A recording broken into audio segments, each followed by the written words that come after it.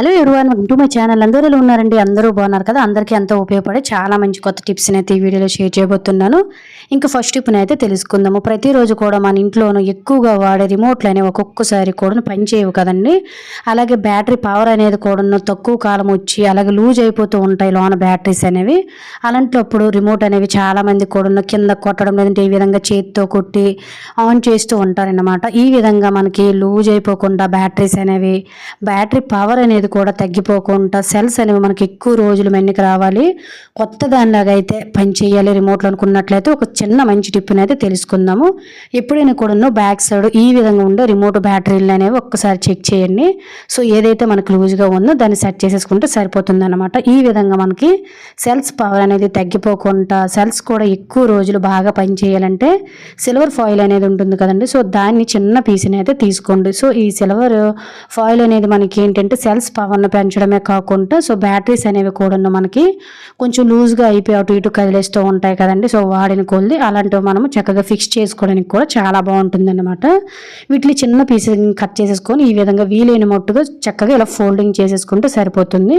So దీన్ని తీసుకున్న తర్వాత మనకి ఎక్కడైతే రిమోట్లోనూ బ్యాటరీస్ అనేవి లూజ్ అయిపోయి అనుకుంటామో సో ఆ విధంగా మనము బ్యాక్ సైడ్ అనమాట, పిన్ నుండి సైడే కాకుండా నార్మల్ సైడ్ ఏ బ్యాటరీ అయితే లూజ్ ఉందో అటువైపు మనం సింపుల్గా ఇలా బ్యాక్ సైడ్ కానీ ముందు వైపున కానీ కరెక్ట్గా మీకు ఎటువైపు అయితే కరెక్ట్గా సెట్ అవుతుంది అనుకుంటామో సో అలా బ్యాటరీలు అనేవి పనిచేసేటట్టుగా ఫిక్స్ చేసుకున్నాం అనుకోండి, బ్యాటరీస్ అనేవి లూజ్ అవ్వవు. అలాగే సెల్స్ అనేవి అంటే బ్యాటరీ పవర్ అనేది బాగా పనిచేస్తుందండి. ఏసీ రిమోట్లు అనేవి చాలా చాలా చక్కగా పనిచేస్తూ ఉంటాయి. సో ఇటువంటి రిమోట్స్ ఏవైనా కూడాను ఎక్కువ కాలం మన్నికి రావాలి, అలాగే మనకి ఏంటంటే రిమోట్లో కూడాను పాడైపోకుండా ఉండాలంటే సింపుల్గా ఒక చిన్న ట్రిక్ని అయితే ఫాలో అయ్యి చూడండి. సో సింపుల్గా నేను పెట్టేశాను, వీడియోలో కూడా మీకు క్లియర్గా చూపిస్తున్నాను.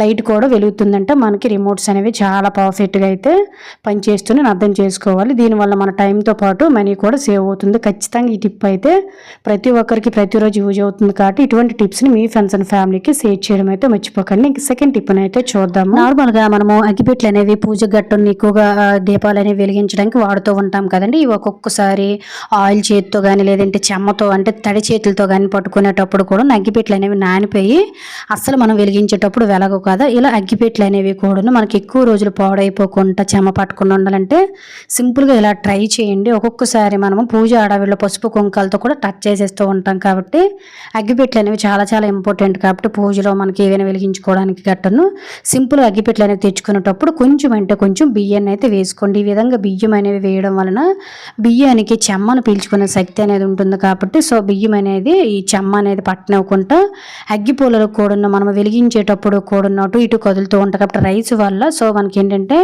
త్వరగా వెళ్ళడానికి సహాయపడతాయి అన్నమాట. ఈసారి ఇంట్లో ఎప్పుడైనా కూడాను ఈ విధంగా బియ్యం కానీ లేదంటే చిన్న చాక్ పీస్ పెట్టినా కూడాను ఏ వస్తువుల్లో అయినా కూడాను చెమ్మ పట్టకుండా చక్కగా ముఖ్యంగా అగ్గిపెట్లు అనేవి చాలా పర్ఫెక్ట్గా పనిచేస్తాయి.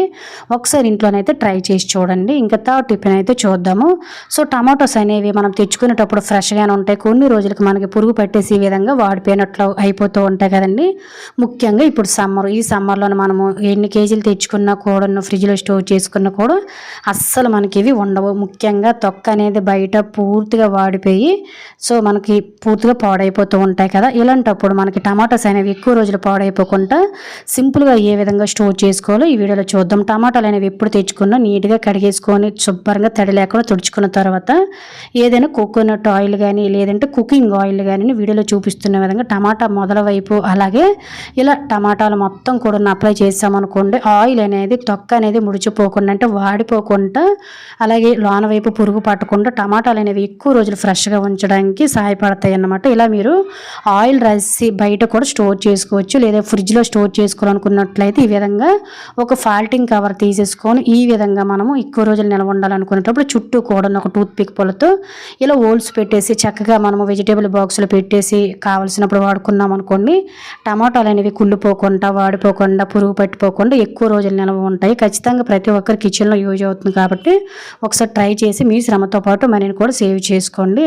ఇది ఓన్లీ టమాటాస్కే కాకుండా కొన్ని వెజిటేబుల్స్ అనేవి పాడైపోతాయి కదా తొందరగా, ఆనపకాయ ఇలాంటివి గట్టను ఇలాంటి వాటికి కూడా సింపుల్గా మనము ఆయిల్ అయితే అప్లై చేసుకోవచ్చు, యూజ్ అవుతుందంటే ట్రై చేయండి. ఇంకా ఫోర్త్ టిఫిన్ అయితే చూద్దాము.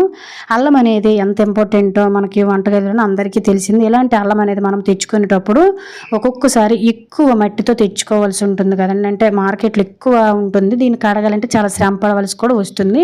చాలామంది దీని మీద ఉండే పొట్టు అనేది క్లీన్ చేసేస్తూ ఉంటారు. ఇలా మనం మట్టి క్లీన్ చేయాలన్నా, దీని మీద ఉండే పొట్టును కూడా క్లీన్ చేయాలంటే జస్ట్ కొన్ని సెకండ్లోనే చాలా చాలా సింపుల్గా అయితే నీట్గా క్లీన్ చేసేయొచ్చండి. సో దానికోసం మనం గంటల తరబడి నానబెట్టవలసిన అవసరం లేదు. జస్ట్ వీడియోలో చూపిస్తున్న విధంగా ఒక బౌల్లోకి మొత్తం వేసేసుకొని ఈ విధంగా అల్లాన్ని, సో మనము ఏవైనా కూడా నప్పడాలు డీప్ ఫ్రై చేసుకొని గరిటె అనేది ఉంటుంది కదా గరుకుది, సో దానికి వీడియోలో చూపిస్తున్న విధంగా ఈ విధంగా రుద్దేశాం అనుకుంటే దాని మీద ఉండే పొట్టు అలాగే మట్టి కూడా చాలా సింపుల్గా క్లీన్ అయిపోతుంది అన్నమాట.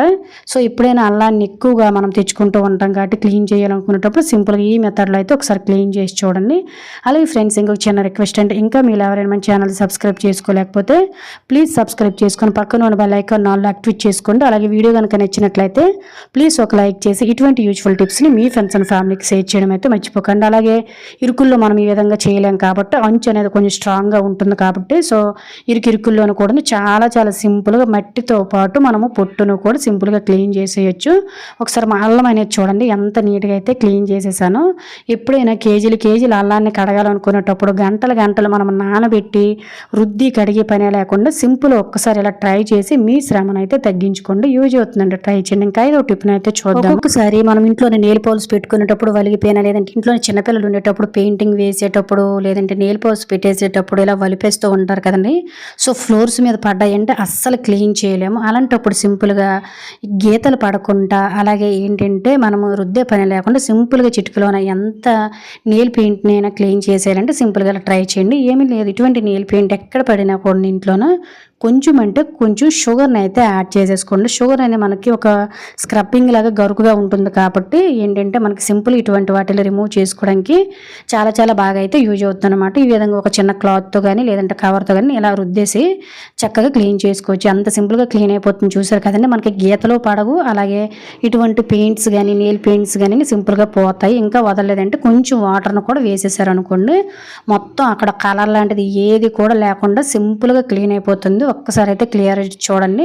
నేను ఎటువంటి పీచు పెట్టలేదు, ఎటువంటి నెయిల్ రిమూవర్ను కూడా యూజ్ చేయలేదు. సింపుల్గా క్లీన్ చేయాలి, నెయిల్ రిమూవర్ లేదు ఇంట్లో అనుకునేటప్పుడు సింపుల్గా ఇటువంటి ఎప్పుడైనా నెయిల్ పాలిష్ కానీ పెయింట్స్ కానీ కిందన పడినప్పుడు ఈ విధంగా క్లీన్ చేసుకుంటే సరిపోతుంది అనమాట. ఎంత సింపుల్గా మనకు కలర్ అనేది రిమూవ్ అయిపోయింది. చూసారు కదండి, ఎక్కువ శ్రమ కూడా పర్లేదు. యూజ్ అవుతుందంటే తప్పకుండా ట్రై చేయండి. చిన్న చిట్కాతో మనం ఎక్కువ రుద్దే పని లేకుండా గచ్చులను చాలా నీట్గా చూసుకోవచ్చు. యూజ్ అవుతుందంటే ట్రై చేయండి. ఇంకా ఆరో టిప్ని అయితే చూద్దాము.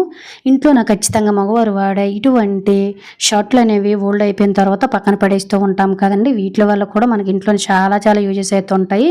ఇలాంటి వాడలేని షర్ట్లు ఇంట్లో ఉండడం వల్ల బీరువాలు కూడా మనకు అవసరం లేదండి. ఎక్కువ మంది ఉండేటప్పుడు, ఇల్లు చిన్నదిగా ఉండేటప్పుడు ఇటువంటి షర్ట్స్ అనేవి మనకి ఏంటంటే బీరువాలా పనిచేస్తాయి. సో షర్ట్ కింద ఈ విధంగా మనకి యూ షేప్లో ఉంటుంది కదండి. సో దాన్ని ఈ విధంగా వీడియోలో చూపిస్తున్న విధంగా చివరన చిన్నదైతే మనము సమానంగా కట్ చేసుకోవాలన్నమాట. ఖచ్చితంగా వాడలేని ఇటువంటి షర్ట్లు ఉన్నట్లయితే మెసగొడ్లకు పడేయడం, లేదంటే బయట పడేయడం లాంటివి చేయకుండా సింపుల్గా ఇలా మనమైతే హ్యాపీగా బట్టలు హోల్డ్ చేసుకోవచ్చు అనమాట. ఇవి ఫుల్ హ్యాండ్స్ కాబట్టి హ్యాండ్స్ని కూడా నేను ఈ విధంగా మరీ పూర్తిగా కాకుండా సగాని వరకు అయితే కట్ చేస్తున్నాను. హాఫ్ హ్యాండ్స్ అనుకుంటే కట్ చేయవలసిన అవసరం లేదు, లోనికి ఫోల్డింగ్ చేసుకుంటే సరిపోతుంది. సో షర్ట్కి మనము ఎక్కువగా శ్రమ పడవలసిన అవసరం కూడా ఏమీ లేదండి. చాలా సింపుల్ ట్రిక్ అనమాట ఇదైతే. మనం ఎన్ని బట్టలైనా ఇంట్లో చక్కగా బీరువాలాగా అయితే సర్దేసుకోవచ్చు. ముఖ్యంగా ఆడవారికి అయితే ఇంకా బాగా యూజ్ అవుతుంది.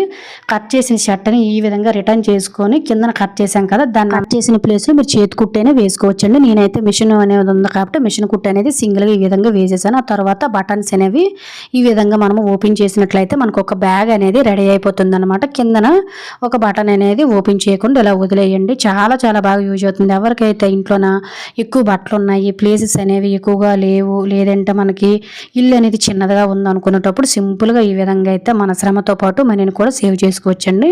సో హ్యాండ్స్ అనేవి కట్ చేసాం కదా, దానికి మీరు కుట్టు కూడా వేసేసుకోవచ్చు. లేదంటే ఈ విధంగా లాన్ వైపు ఫోల్డింగ్ చేసుకుంటే అస్సలు కనబడవు. తర్వాత ఒక బట్టల హ్యాంగర్ తీసుకొని వీడియోలో చూపిస్తున్న విధంగా ఈ విధంగా పెట్టేసుకొని ఎక్కడైనా ఇంట్లోన మనం చక్కగా హ్యాంగ్ చేసుకోవచ్చు అనమాట. ఆ తరువాత ఇందులోన మనకి ఒక సూట్ కేసు లాగా, అలాగే మనకు ఒక బీరువా లాగా స్టాండర్డ్గా ఉండడం కోసం ఇటువంటి ఏవైనా కొనేటప్పుడు, లేదంటే మనం ఏవైనా బయట బుక్ చేసేటప్పుడు అట్ట బాక్సెస్ అనేవి వస్తూ ఉంటాయి కదండి, వాటిని పడేయకుండా ఇలాగా కూడా మనమైతే చక్కగా యూజ్ చేసుకోవచ్చు. నేనైతే ఒక హెడ్ ఫోన్స్ బుక్ చేశానండి అమెజాన్లో. సో దాని బాక్స్ ఉన్నట్లయితే దాన్ని ఈ విధంగా ఒక చిన్న కరెక్ట్గా షర్ట్కి సరిపోయేటట్టు కార్డ్బోర్డ్ని అయితే కట్ చేస్తున్నాను అనమాట. ఈ విధంగా చాలా చాలా స్టిఫ్గా ఉంటుంది. మనకు ఒక సూట్ కేస్ లాగా అనేది ఉంటుంది అనమాట. అంటే బీరువాలో అలమారస్లో మనము బట్టలు పెట్టుకుంటే ఎలా అయితే ఉంటాయి అలా ఉంటుంది. ఈ విధంగా కట్ చేసిన షర్ట్ అనేది నేనైతే ఒక డోర్కి పెట్టేశానండి.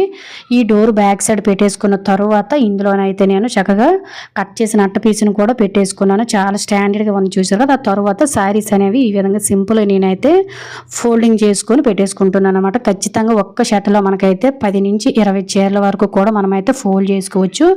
ఇలా చీరలు పెట్టడం ఇష్టం లేని వారు అయితే చక్కగా బెడ్షీట్లు లాంటివి కూడా పెట్టుకోవచ్చు, పిల్లల బుక్స్లు పెట్టుకోవచ్చు అండి. చక్కగా ఇలా మనమైతే హ్యాపీగా బటన్స్ పెట్టేసుకున్నాం అనుకోండి, చూడడానికి కూడా చాలా నీట్గా ఉంటుంది. ఎక్కువ బట్టలు హోల్డ్ చేసుకోవచ్చు. వాడలేని ఒక్క షర్ట్ ఉండడం వల్ల ఇంట్లో ఎన్ని ప్రయోజనాలు ఉన్నాయో ఒకసారి చూసారు కదా. నేనైతే ఇంకా కొంచెం తక్కువే పెట్టాను.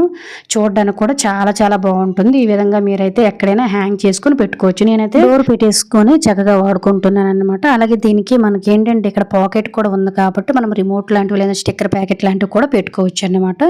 సో ఇది ఫ్రెండ్స్ ఈ రోజు వీడియోలో అయితే టిప్స్. ఐ హోప్ ఈ టిప్స్ యూజ్ అయ్యని అనుకుంటున్నాను. టిప్స్ కనుక యూజ్ అయినట్లయితే please like, share, subscribe my channel. Thank you for watching. Bye bye.